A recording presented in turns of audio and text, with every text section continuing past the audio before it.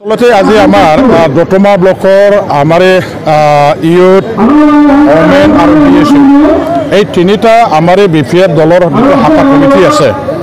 এওঁলোকৰে এটা কৰ্মী সভাৰ নামত আমি এটা পাতিছিলোঁ আৰু ইয়াৰ লগতে এতিয়া আপোনাসকলে ইতিমধ্যে দেখা পাইছে মিটিংখনত আমাৰ দতমা ব্লকৰ অধীনস্থ বিভিন্ন গাঁওবিলাকৰ পৰা অজস্ৰ আমাৰে কৰ্মী ছাপৰ্টাৰবিলাকে অংশগ্ৰহণ কৰিছে আৰু সেইটো আমাৰ এটা ভাল আমাৰ দলৰ শক্তি প্ৰদৰ্শনৰ নিচিনা এটা কাৰ্যসূচী হৈ গ'ল ইয়াৰ লগতে আজি আমাৰ এটা আনন্দৰ বিষয়টো হয় যে এই অঞ্চলৰ আমাৰ বিপিএফৰ লগত জড়িত থকা যিবিলাকে ইউপিপিএল আৰু বিজেপি কৰা আমাৰ ৰাইজ আছিলে তেখেতসকলে এতিয়া বিজেপি আৰু ইউপিপিএলৰ প্ৰতি মহভংগ হয় আগন্তুক বিটিচি ইলেকশ্যনত বিপিএফ দলে যিহেতু চৰকাৰ গঠন কৰিব সেইটো খাটাংকে বুজি পায় তেওঁলোকে বিপিএফ দলত যোগদান কৰিছে আজি মানে 300ৰ বেছি বিপিএফ দলত যোগদান কৰাটো আমাৰ কাৰণে বিপুল এটা মানে জনসমৰ্থন থকাটো বুজায় আমাৰ কাৰণে এটা ডাঙৰ মানে আমি যে সফলতা লাভ কৰিব পাৰিছোঁ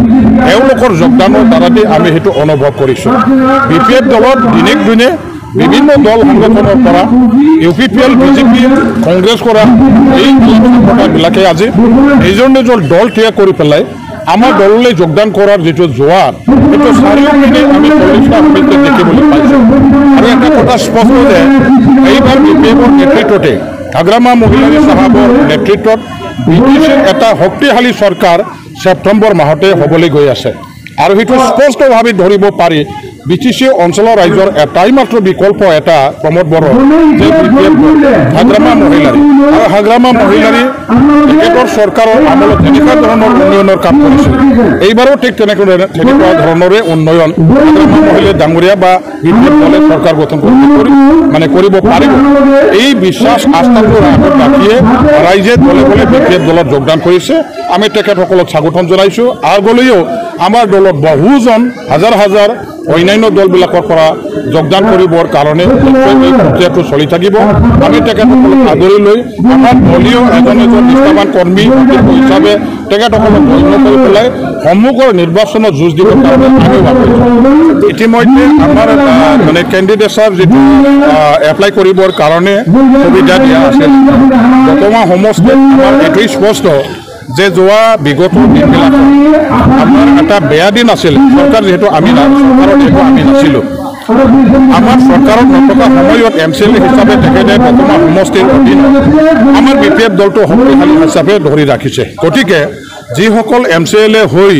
যোৱা বেয়া দিনবিলাকত দলৰ কাৰণে ছেক্ৰিফাইচ কৰিলে কাম কৰিলে দলটো ধৰি ৰাখিলে তেখেতসকলক নীতিগতভাৱে আমি দলৰ পৰা এটা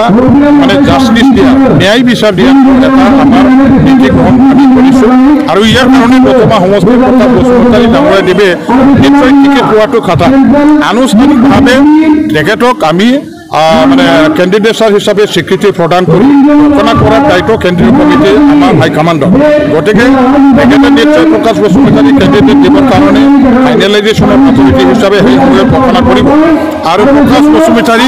জিকি যোৱাৰ মানে তেখেতক কেণ্ডিডেট দিয়ে জিকাই দিয়াৰ পাছত তেওঁ জিকি গ'লে EM যে পাব আৰু EM যে তেখেতক ইয়াৰ ব্যৱস্থা কৰা হ'ব ইতিমধ্যে আজি মিটিংখনতে হাগ্ৰামা মহিলাৰী ডাঙৰীয়াদেৱে ঘোষণা কৰিছে কিয়নো আমি বেয়া দিনত আমাৰ দলৰ হৈ ছেক্ৰিফাইচ কৰাৰ দায়িত্ব লোৱা মানুহবিলাকক আমি প্ৰাধান্য দিব লাগিব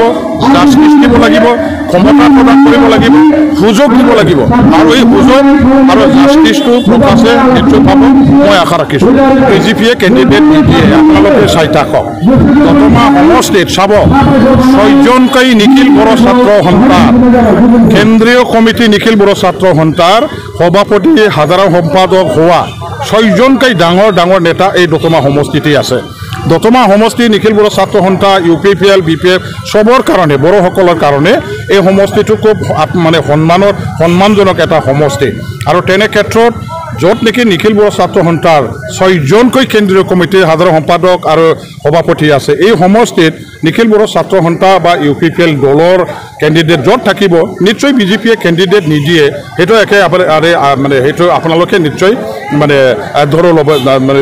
ধৰি ল'লেও ইয়াত কোনো অসুবিধা নাই আৰু নিদিয়ে গতিকে আজিৰ দিনটোত দতমা সমষ্টিৰ ৰাইজে ইয়াত মানে BPF দলৰ বাহিৰে অন্য দল কৰি বা বিজেপি দল কৰি একো লাভ নাই ইয়াত BPF দলৰ লগতে তেওঁলোকে চামিল হৈ পেলাই কাম কৰক মই তেখেতসকলক আহ্বান কৰিছোঁ